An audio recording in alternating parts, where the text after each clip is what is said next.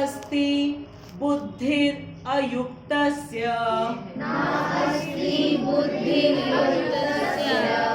च अयुक्तस्य भावना न च अभावयतः शान्तिः अशान्तस्य कुतः सुखम् न अस्ति बुद्धिर अयुक्तस्य न च अयुक्तस्य भावना न च अभावयतः शान्तिः अशान्तस्य कुतः सुखम् न अस्ति बुद्धि अयुक्तस्य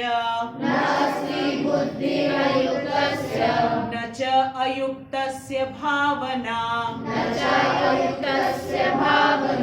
न च अभावयतः शान्तिः अशान्तस्य कुतः सुखम्। ठीक है, 3 बार साथ में अब स्टार्ट।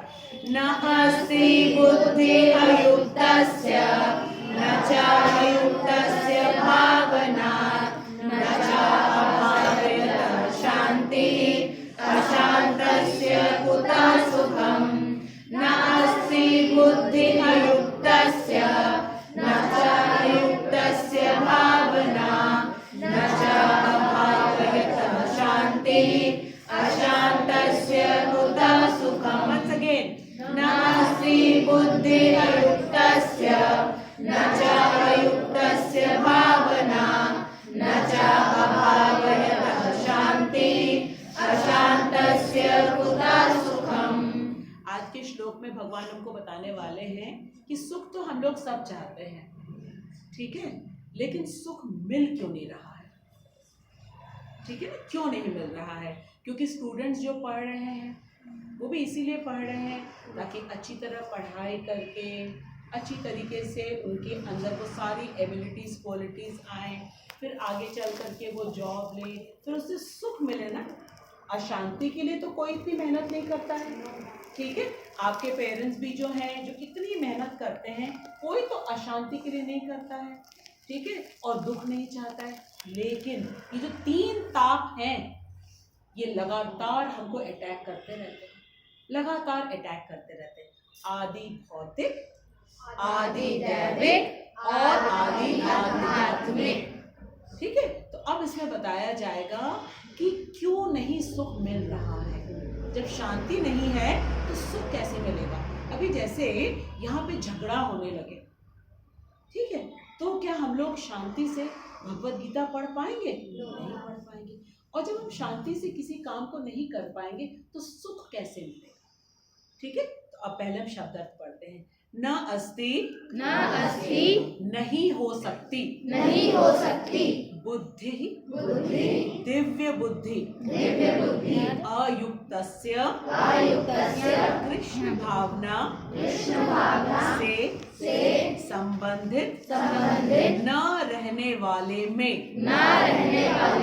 बहुत क्लियर भगवान बता दे रहे हैं, ठीक है। भगवान स्पष्ट बोलते हैं, भगवान झूठ नहीं बोलते हैं, एकदम क्लियर बता रहे हैं कि जो भगवान से संबंध नहीं रखेगा, जो कृष्ण भावनामृत नहीं बनेगा, उसकी बुद्धि जो है ना वो कभी स्थिर नहीं होगी।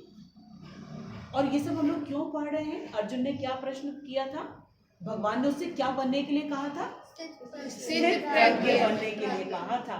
अब अर्जुन ने तो किसी स्थित प्रज्ञ व्यक्ति को देखा ही नहीं, और वो बनना चाहता है सचमुच में, इसलिए उसने भगवान से प्रश्न किया और कहा कि हमें बताइए कि वो उसके लक्षण क्या होते हैं, वो चलता कैसे है, वो बोलता कैसे, उसकी भाषा कैसी है, वो बैठता कैसे है, ये हमको बता दीजिए। ठीक है, हम किसी को देख के ही तो सीखते हैं। एग्जाम्पल जब हमारे सामने होता है तभी तो हम सीखते हैं। जैसे अगर टीचर हमको कहती है कि इस फ्लावर को बनाओ, तो वो इस फ्लावर के एग्जाम्पल रखती है कि नहीं रखती हमारे सामने, चाहे रियल फ्लावर रखे चाहे फ्लावर की पिक्चर रखे, तो तभी तो हम उसको देख करके बनाते हैं। तो इसी तरीके से जब अर्जुन ने भगवान से पूछा था तो अब भगवान उसको एक एक करके बताते चल रहे हैं। और जो कुछ भगवान अर्जुन को बता रहे हैं वो असलियत में किस लिए बता रहे हैं?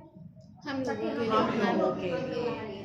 अर्जुन के मन में कोई भ्रम नहीं है, ठीक है, क्योंकि अर्जुन वो व्यक्ति हैं, वो व्यक्तित्व हैं जिन्होंने 45 मिनट्स में भगवत गीता को सुना, समझा और भगवान की प्रसन्नता के लिए पूरा वो कार्य किया जो भगवान चाहते थे।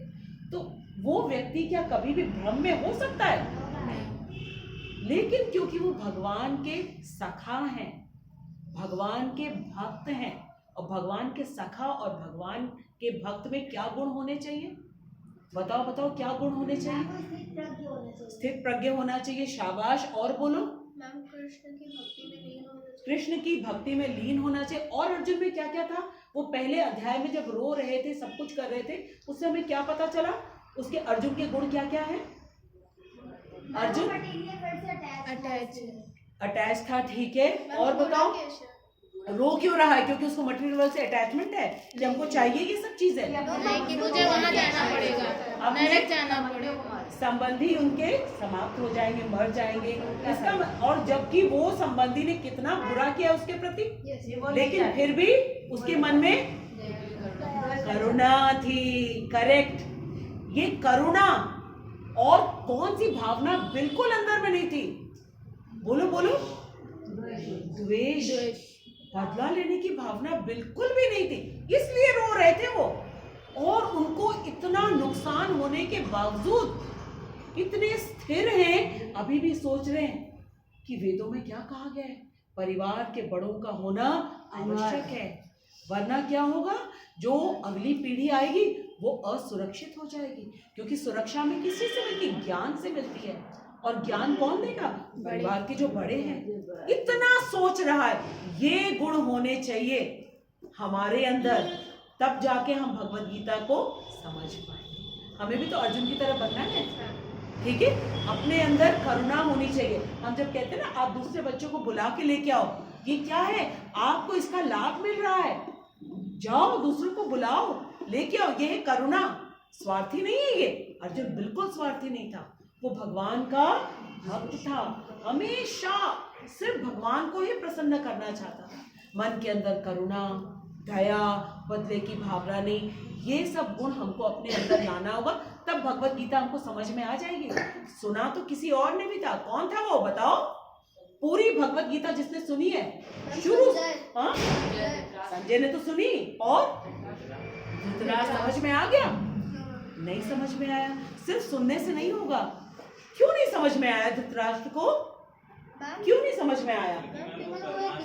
क्योंकि कृष्ण भावनामृत नहीं था। और बताओ बताओ, और क्या उसके मन में चल रहा था?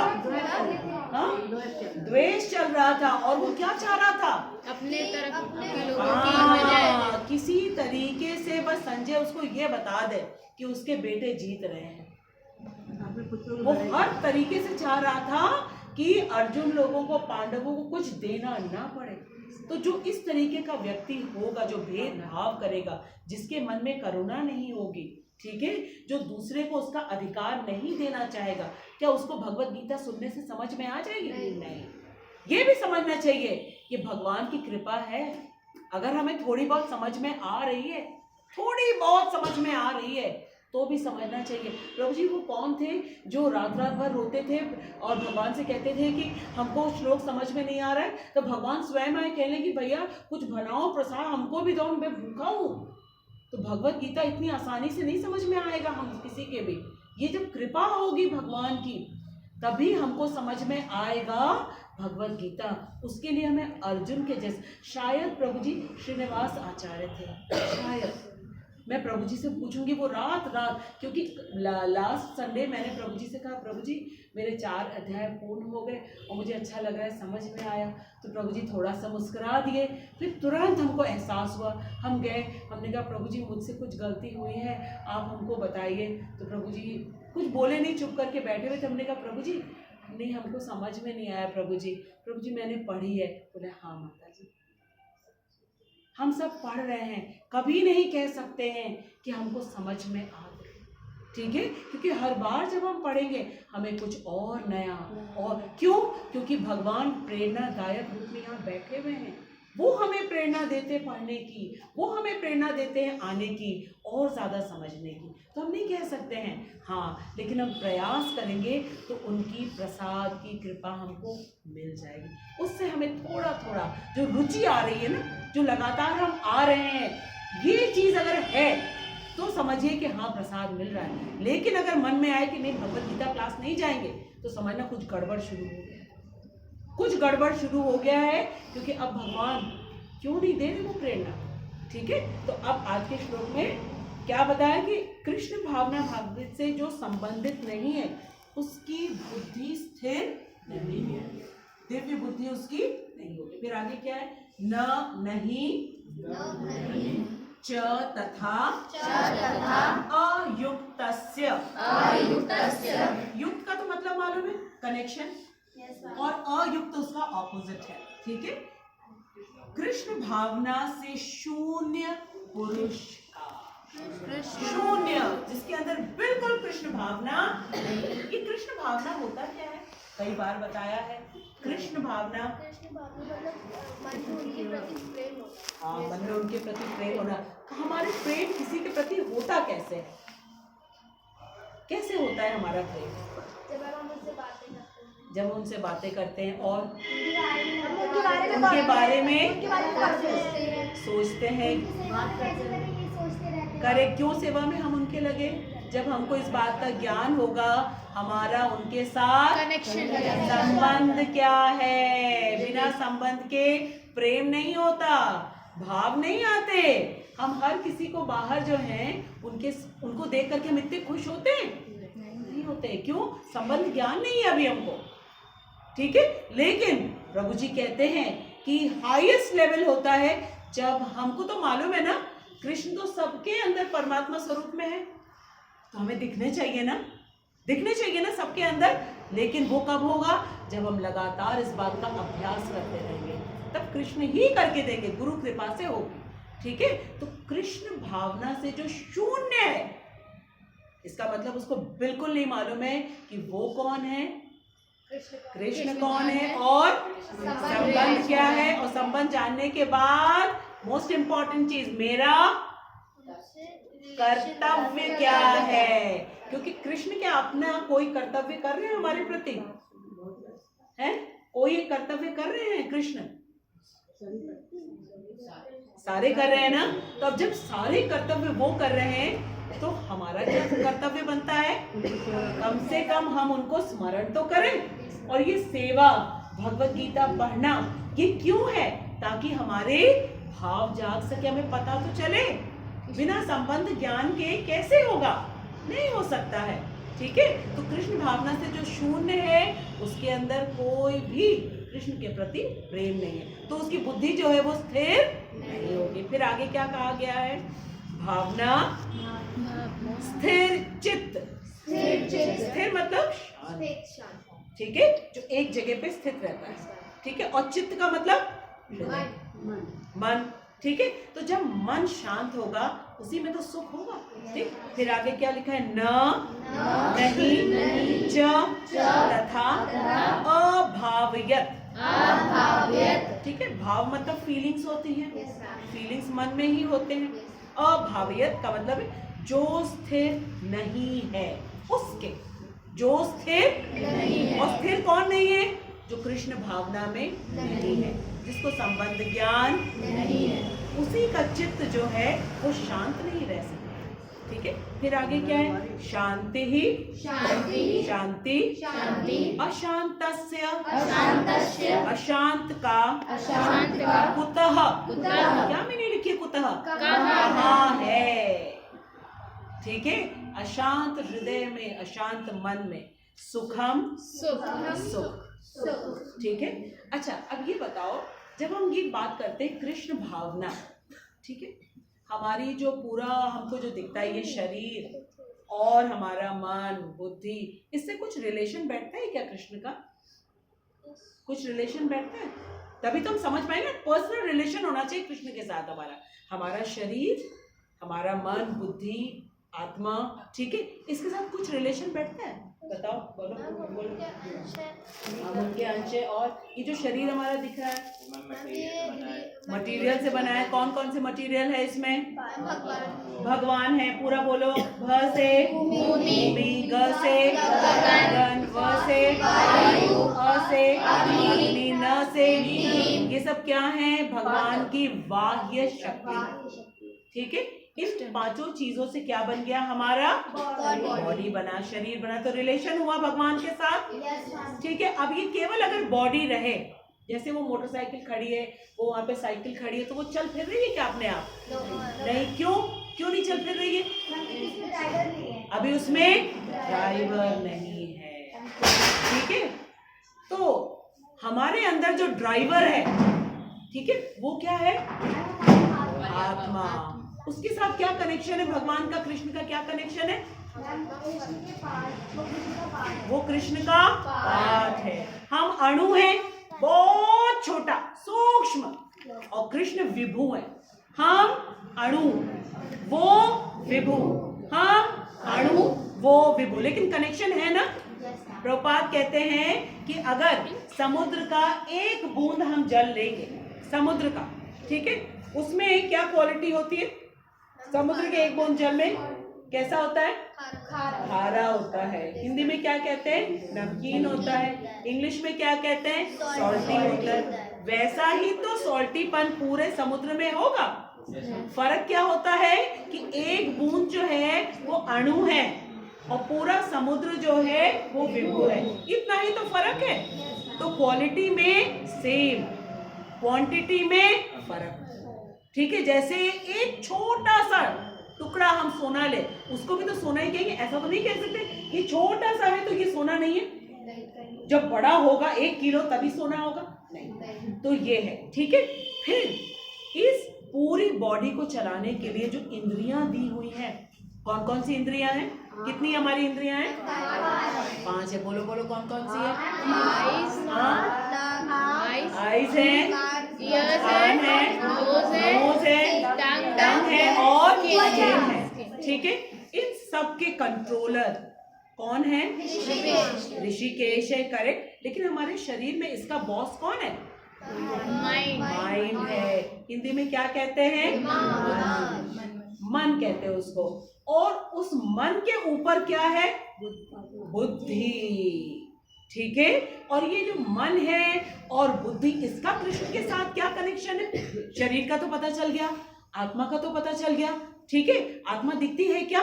नहीं, वो अति सूक्ष्म है, अति सूक्ष्म। क्या बताया था? कितना है उसका मेजरमेंट? बताओ। टिप ऑफ द हेयर के 100 पीसेस। उसके बाद एक पार्ट हमने लिया, फिर उसके 100 पीसेस किए, पार्ट किया, तब जाके वो हमारा आत्मा का साइज होता है, ठीक है, जो कि दिख नहीं सकता है। हाँ, ठीक है। 1/10,000 part of the tip of the hair, ये हो गया हमारा आत्मा, अति सूक्ष्म, ठीक है। अब इन दोनों के बीच में ये तो ग्रॉस हो गया और वो अति सूक्ष्म हो गया। इसके बीच में मन, बुद्धि, अहंकार, ये सूक्ष्म है। सूक्ष्म मतलब क्या होता है? छोटा नहीं, छोटा है, करेक्ट, ठीक है। इसको कहते हैं सटल है। सटल को कहते हैं है तो लेकिन दिखता नहीं है। सबके अंदर मन है, बुद्धि भी है, ठीक है। जो डॉक्टर्स हैं वो ब्रेन दिखा देंगे लेकिन इंटेलिजेंस नहीं दिखा पाएंगे, मन नहीं दिखा पाएंगे ऑपरेशन करने के बाद, ठीक है। तो ये भगवान की सूक्ष्म शक्ति से हमको मिला, तो इससे हमारा रिलेशन है भगवान के साथ। और जब हम इस बुद्धि को, क्योंकि बुद्धि से हम काम करते हैं, बुद्धि के बिना तो नहीं होता है, ठीक है। अगर हमको पढ़ाई भी करनी है, कुकिंग भी करनी है, ड्राइविंग भी करनी, कुछ भी करना है, उसके लिए बुद्धि की तो आवश्यकता है ना। और वो बुद्धि जब शांत होती है तभी जा करके वो हमको सही डायरेक्शन पे ले जाती। लेकिन वो बुद्धि शांत कैसे होगी? जब हम अपनी सारी, ठीक है,